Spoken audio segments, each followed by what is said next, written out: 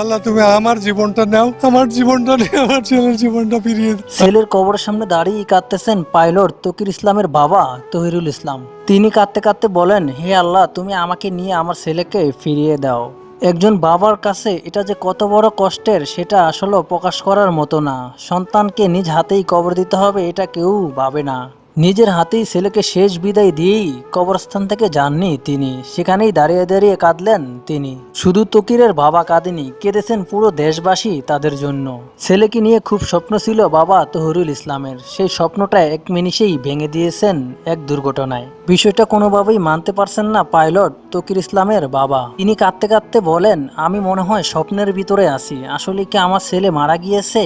তিনি আরো বলেন, আমার ছেলে কখনোই আমার অবাধ্য হয়নি, আমার সোনার টুকরো ছেলে এভাবে আমাদেরকে ছেড়ে চলে যাবে সেটা আমি মানতে পারছি না। বাবার এরকম বুকফাটা কান্না দেখে সবারই কান্না আসার কথা, তবে তাকে সান্ত্বনা দেওয়ার মতো কোনো ভাষা নেই।